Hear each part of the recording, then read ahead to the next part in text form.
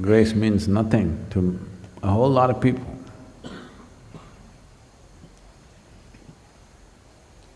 They don't even… It's not that you have to think about it or you have to talk about it.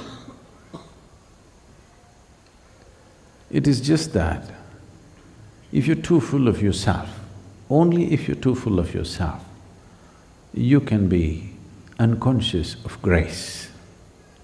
In the sense, you don't even have to go to school and know about planets and solar system and galaxies and stuff. Just as a human being, if you look up, you don't know where this begins, where this ends, in the middle of nowhere. Here you are sitting on a planet spinning and see, you're fine. Definitely not your doing, isn't it? Definitely you can't do this. Whatever is holding all this up,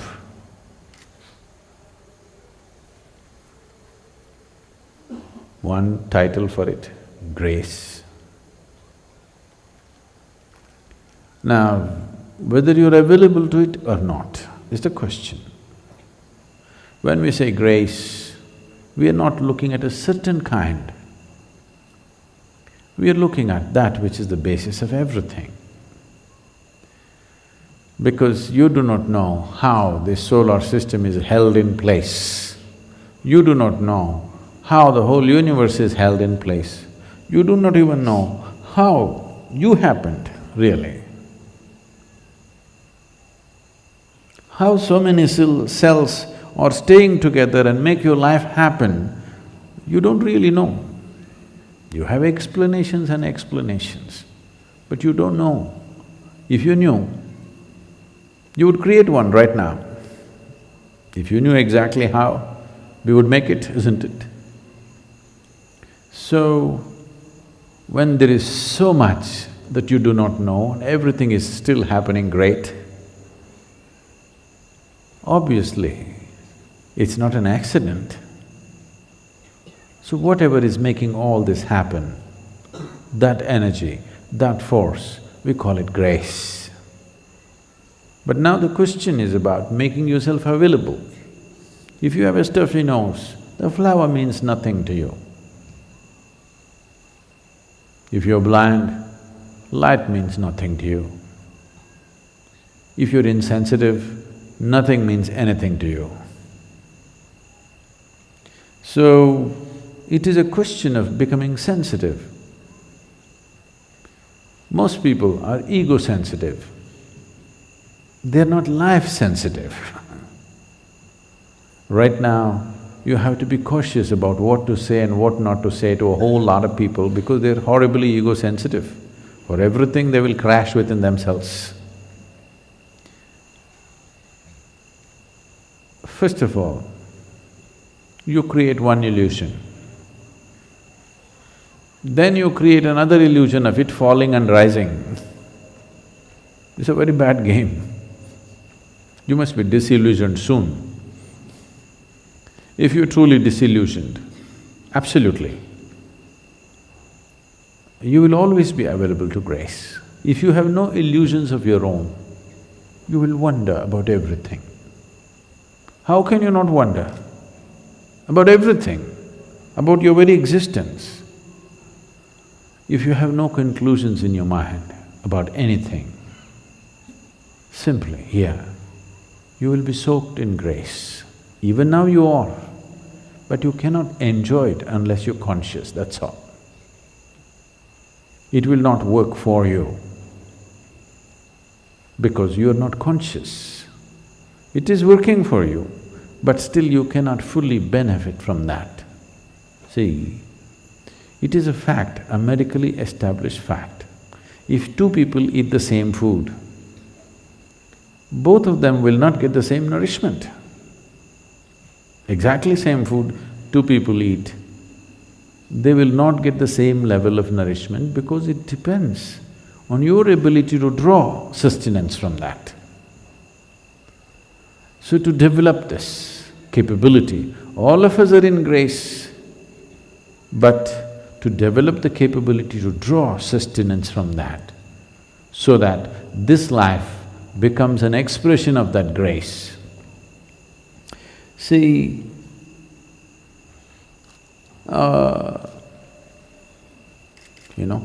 if you have smelled this flower, this is typical to southern India. Phenomenally fragrant. You think our garden department is pouring fragrance at the roots? No, they're putting filth, believe me. Yes. Even if you put filth, see how fantastic it became, because that's its nature. Because it does that, we are planting that tree, nurturing it, taking care of it, everybody is concerned how it is growing. Suppose it was giving out a smell that was unpleasant to you. Suppose it just took the filth and threw out the filth through the flower. No, we would have taken it out, isn't it? So grace brings many benefits. Once you're exuding grace, everybody wants to nurture it, everybody wants to promote it, everybody wants to be a part of it, because you're exuding grace. Now, the question is not at all about whether you're in grace or not. You are, otherwise you cannot exist. The question is only about, are you exuding grace or are you transforming this into something nasty and letting it out on everybody? Let me tell you a very well-known story in India. It's a folklore. Just about everybody in the country should know this story probably. There was a sage living in the jungle, blind of vision. He has no vision, simply sitting in one place. Rarely people pass this way. When they pass this way, they give him something and he lives by that. No vision. One day it so happened, the king and his retinue of soldiers and ministers, whatever, they all went out hunting. In the hunt, in chasing a deer, a spotted deer, they lost their way and the king got lost, separated from the group, because the king has the fastest horse. The best one, he rides. So, he went away ahead of them and got lost. They were all searching, they all got lost. And then the soldier came and asked the sage, "Did you see the king?" He said, "No." Then a commander came and asked, "Did you see?" He said, "No." Then the minister came and asked, "Did you see?" "No." Then the king himself came there. Then the blind sage immediately recognized he is the king. "Oh, your people have been looking for you. First your soldier came, then your commander came, then your minister came." The king observed and saw that the person was blind. And then he asked, "Oh divine being, how do you know that first it was the soldier, then the commander, then the minister?" The sage said, "Well, the first one who came said, 'Hey, blind one, did you see our king coming here? Did anybody come this way?' So I knew he must be your soldier. The second one spoke with authority but without respect. I knew he must be one of your officers. The third one, the minister came, he spoke with great respect. So I thought he must be your minister. Now you came, now you touch my feet and refer to me as the divine one, you must be the king. Whether you eat food or breathe or drink water, anything, it is grace. Otherwise, how? 2 parts of hydrogen and 1 part of oxygen becomes life-making water. This is grace. Okay, you can give it an explanation, but you don't know why this should happen, isn't it? All that is happening is grace. Now you drink this, or you eat this, or you breathe this. Will you also exude grace because you consumed grace? You must also conceive grace and exude grace, isn't it?